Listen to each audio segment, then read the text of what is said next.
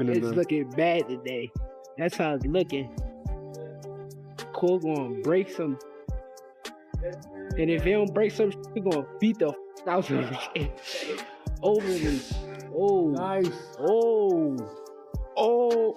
Good in reverse. We don't care who it is. We have no friend. Shakur, if his cousin get in the ring, he gonna get this smoke. If his brother get in the ring, he gonna get this smoke. We have no friend. Strictly business. They claim that steel sharpens steel. If the intense footage and photos leaking from camp are credible, Shakur Stevenson has effectively checked into a supreme masterclass for elite greatness. We kicking you out the gym if you see you lose your phone. You want diesel?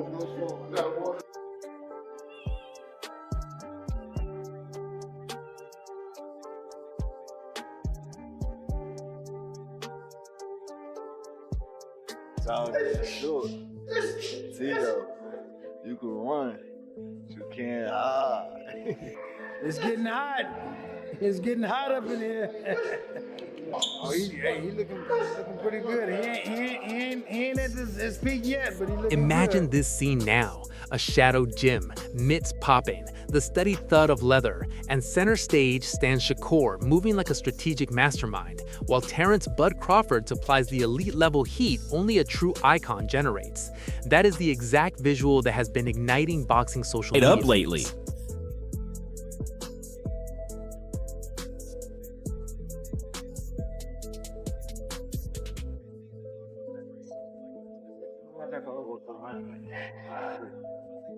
Let's fight. This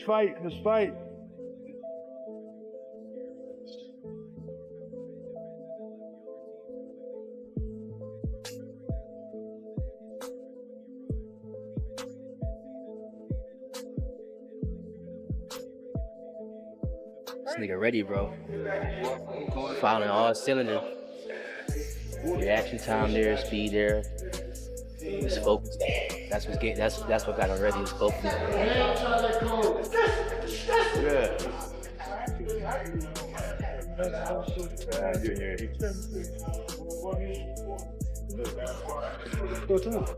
Why is that crucial? The short answer, blending style with vast experience equals preparation on a superior tier. Crawford is not merely a former champion boasting a montage of pristine knockouts. He is a cerebral warrior who mastered converting raw instinct into tactical strategies years ago. For Shakur, preparing to battle the volatile, high-pressure machine Teofimo Lopez, trading blows with a genius like Crawford is far beyond simple cardio. It is a masterclass demonstrating exactly how elite timing and countering functions inside dangerous range. Good try. It's effort.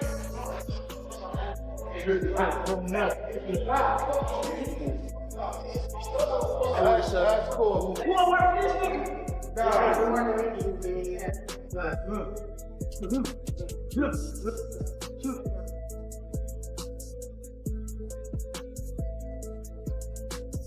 Let's get into analyze the technical specifics. Shakur is a surgical operator. Liquid footwork, fists that dart in and out, and a gift for evading incoming strikes before rivals realize they are trapped. Lopez, conversely, generates massive torque, frightening raw power, and that relentless stalking forward aggression that makes the canvas shrink on you. Yet, Crawford is mentoring Shakur in the gym, and they are actually finding joy inside the camp. I don't care if it's ping pong, He gonna Right, get, like how I'm if cheating. it's ping pong, he want the advantage in the paddles. I If it's don't care about a basketball, paddle. You figure out how to win. I'm gonna win. Ain't no figure out. I'm gonna win. Man, I do everything, man. It ain't nothing that I can't do. Because they only see me winning. They say, oh, the reason why he winning because he's cheating. He gotta be cheating. They just can't accept the fact that I'm this great. Basketball games we play, yeah, I think I'll be. You'll beat me and You'll beat who? But So you said, how you gonna stop me from driving then? on 3-on-3, you gonna pick your 3-on-3. right now. Hey, look. Okay, so, hey, Tom. So I asked him, how you gonna stop me from driving? He said, I'm gonna foul you. So we might as well don't even play, because you telling me you can't stop me right there. I'm gonna foul you if you go to the basket. Right. Sparring with Bud offers Shakur the rare chance to refine crucial assets he requires abundantly today. Composure amidst chaos and subtle shifts whenever a rival bridges the gap and initiates heavy aggression. Visualize Crawford as a real, functioning prototype for a lethal, complex, switch stance, intelligent Heavy adversary. opponent. I'm not saying I'm gonna intentionally foul. But what if he foul I'm you? saying that I'm gonna No, I play don't hard. foul. I don't gotta foul him. Huh? To stop him. I was in Colorado training for the Cordina fight.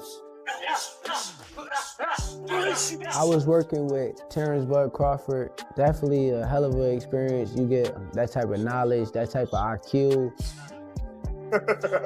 I look up to Bud a lot. Honestly, he one of the realest dudes that I done met. He's still a normal person in his head. Like, he don't believe that he's above everyone else. That's how I feel about myself. You seen me around a lot. Don't act like you ain't seen me around. Them days. He said that I Bud, come on. Terrence talking, I try not to talk back. I try to just listen and Straight, boom, straight shot. Like right here, boom, there you go. If you monitor boxing digital channels, you have surely already spotted the footage and snapshots. Rapid explosions of combat, laughter amidst sets, and that specific type of genuine honor that screams mentorship. Only thing he can throw is a hook because you out the way of the right hand.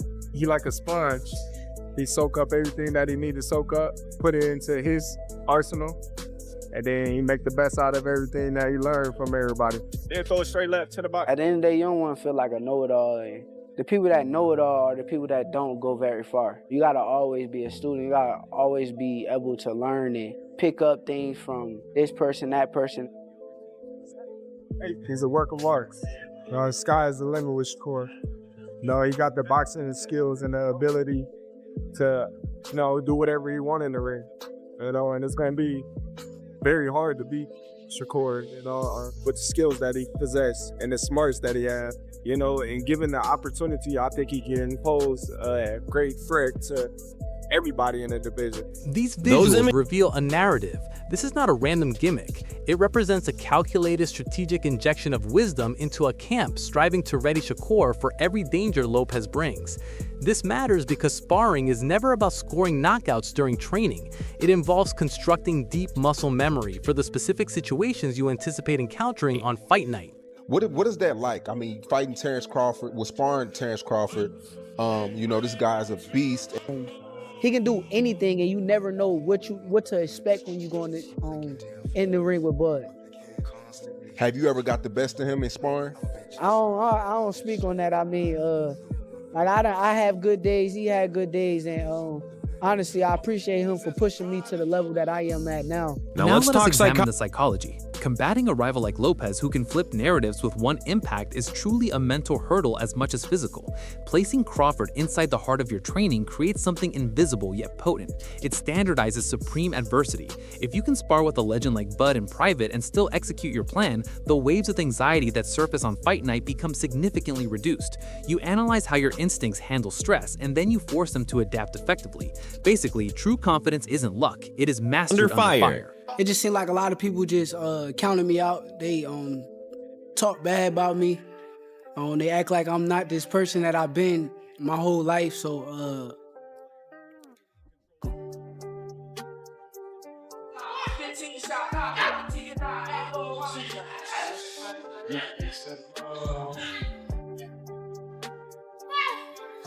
mentally, it bothered me, but then you start to realize, like, the only thing that really matters is the people that care about you, like your family, your mother, my daughter, my shorty.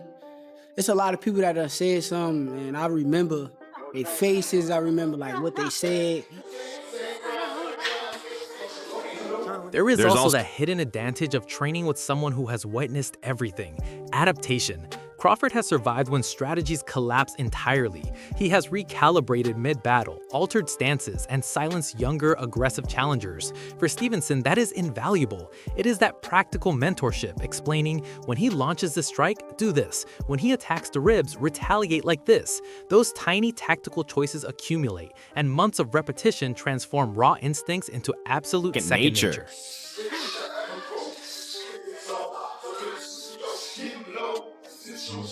And then they're calling the card on February 22nd the best card ever. How does that make you feel that you're fighting on that card?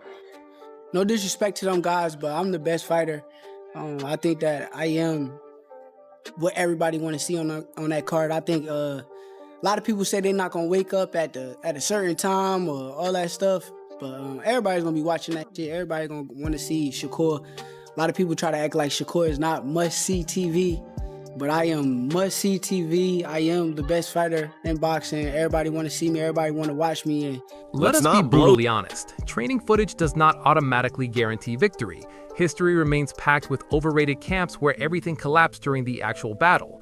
However, what we are witnessing currently feels unique, intentional, repeated workouts with elite partners and open admissions from both camps that this exceeded a mere social media stunt. That level of dedication and focused gym work is exactly what transforms raw talent into championship performance. I guess you could say it's more to it. Switch, attack! Attack! Attack!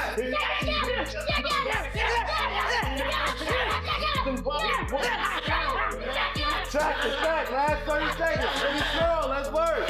Last 30. Don't let it sit around. Close the show. Let's work. I'm not fast. 3, 2, 1, time. I think this is gonna be the best version of me. I think that I'm gonna whoop this year, starting with Kid Austin. Okay, all right, now for a provocative perspective. What is Teofimo Lopez's take on these developments? Expert opinion suggests he is observing and reacting.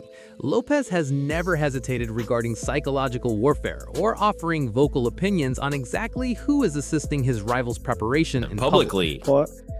I've seen Shakur back in amateurs, pros. Yeah, I'm thinking though. I don't know if it's 2011 or 2012 National Junior Olympics or Junior National Golden Gloves. And I remember seeing him. He was wearing a white tank top. I think it was red and white trunks. And he was just whooping on dude bad. And that's when I noticed. But we were in different weight classes at the time, different age group, I think. And we were both cleaning up our divisions leading up to the finals. He ended up winning. I ended up, coming in second. But nevertheless, that's when I noticed him. And ever since then, it's just been history. What were your early impressions? I like his style. He could fight. I think that everything just plays out the way it does. And eventually, we was going to end up meeting up with each other eventually. I think that that's how it works, right? When two greats collide, you're bound to see a great fight. So I had never seen any jealousy in my part with him. I mean, for crying out loud, he fought for Team USA, got a silver medal. He has mastered using illusions and distractions while marketing bouts. You can guarantee his team is dissecting these training videos for strategic hints. However, here's the twist. Rivals overreacting to digital footage might play directly into Stevenson's trap, especially if Shakur and his crew are purposefully planting deceptive narratives to manipulate Lopez into adopting a very specific mindset. Shakur back in amateurs, pros. Yeah, I'm thinking though. I don't know if it's 2011 or 2012 National Junior Olympics or Junior National Golden Gloves. And I remember seeing him. He was wearing a white tank top. I think it was red and white trunks. And he was just whooping on dude bad. And that's when I noticed. But we were in different weight classes at the time, different age group, I think. And we were both cleaning up our divisions leading up to the finals. He ended up winning. I ended up, coming in second. But nevertheless, that's when I noticed him. And ever since then, it's just been history. What were your early impressions? I like his style. He could fight. Yeah. And what about you, Shakur? When did you first become aware of Teo? You know, it's so crazy. I really was like I ain't gonna say I was no nerd, but I was like a boxing nerd. So like when I first kind of got aware of Teo, it was probably before he even knew me. But I used to get on YouTube and I used to watch like the DMV fights, and they used to have like the Region 2, I want to say he was with Region 2 with Florida. And I seen one of his fights up there and I kind of watched him. I thought he was a good fighter, and that's when I kind of got a first whiff of Teo. But when I finally first met him, probably was the same time he talking about. For the bulk of your careers, you were both under the same promotional banner. Were you cordial, friendly? I was good with Teo. I thought Teo was a little jealous of me. That's what I thought. Did you get a sense of that, Teo? Were you any jealousy in there? Because both of you guys were being pushed, but it seemed like to me, just from the outside looking in, that he was pushed ahead of you. For supporters craving technical analysis, observe the rhythm changes within those training clips. Shakur begins with reach-based tactics, stabs, deceptions, and side-to-side mobility before abruptly tightening up, slicing angles, and forcing his rival to struggle for contact. Crawford's participation compels Shakur to maintain distance and navigate return fire at short range, which is vital against Lopez, who can overwhelm the inside with flurries. If you apply that to battle strategy, anticipate Stevenson intelligently mixing footwork with perfectly timed responses while avoiding getting trapped in stationary shootouts unless he creates the opportunity. That is how you dismantle a high-pressure, dangerous, explosive counterpuncher. That's why I'm saying about the version right now. Yeah.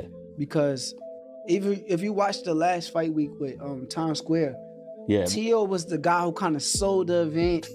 He put on a showmanship display come fight night.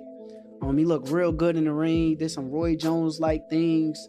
So that kind of excited me. Like that kind of brought like something out of me to where it's like, I want to go against that guy. That guy is that good, and let's see if he could be that good in front of my style. Can he do them same things in front of me? I don't believe it, but I want to see. Well, there have been questions, here and there about Teo's mental state, as far as the critics.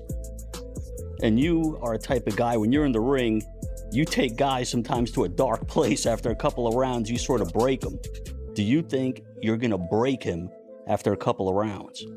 Yeah, I know I'm gonna break him. I know it's gonna be a certain point in that fight to where he's gonna be mentally frustrated, and when he gets mentally frustrated, that is where I'm going to attack. Let us examine the legacy consequences. Training alongside a former multi-weight king like Crawford serves as a declaration regarding supreme ambition. Shakur isn't merely preparing for a solitary victory. He is constructing the profile and technical arsenal required to be immortalized as a legendary icon. Partnering with decorated veterans is how warriors master the discipline beyond simple wins or defeats. It is how they accumulate the deep wisdom that ensures relevance long after any single massive event. That expansive vision is vital for a pugilist whose ultimate objective is career endurance and a permanent legacy within the sport.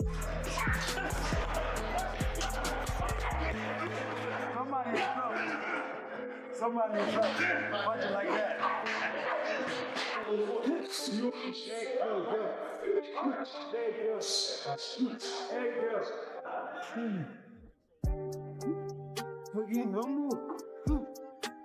The power, the stability, beautiful. Somebody's in trouble. I promise you.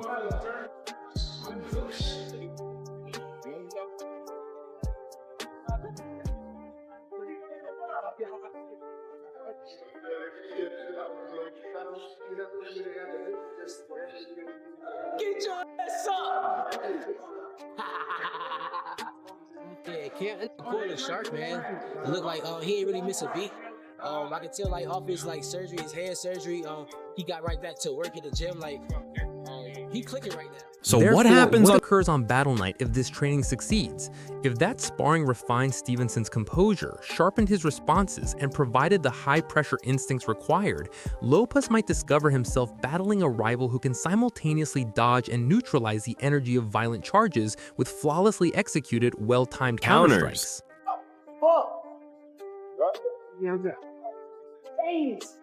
I was hurting it all throughout the camp. How it feeling? Good? I felt it just now. But I was trying to ignore the pain and keep it going, but it just got worse to the point where I couldn't really take it no more. I kind of felt it after my last fight. I'm like, man, just ignore it because you're going to have to keep ignoring it every time you fight. You don't realize it until it gets like to the point where you just can't take it no more. That video, even that video that got out of me like hitting somebody with a body shot and I fell, I've been hitting it constantly over and over and over. I felt the pain badly that last time to where it's like I couldn't take it no more. Conversely, on the flip side, if Lopez penetrates early and triggers a slugfest, we shall discover whether training alongside excellence effectively translates into enduring the sheer madness of a high-stakes, high-pressure championship arena. Two guys that believe that no one could get into their defense, no one could get into their offense, no one could actually get into their style. Stylistically, he believes he's the best, and I know I'm the best. And that's why we're getting to this point now.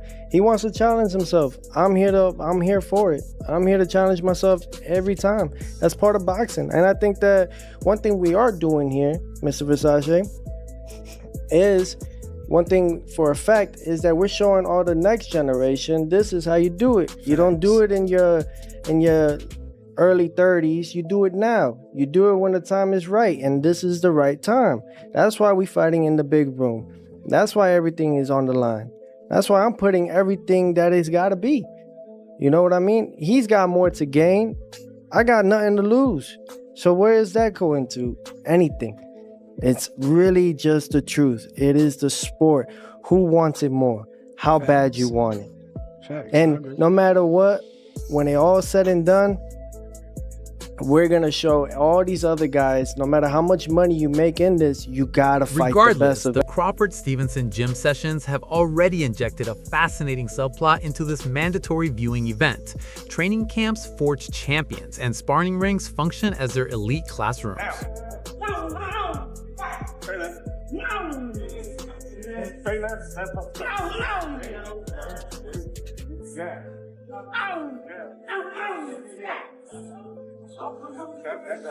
That's the over it.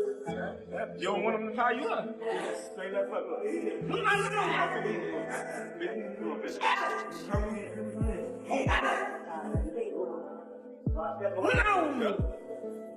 Okay.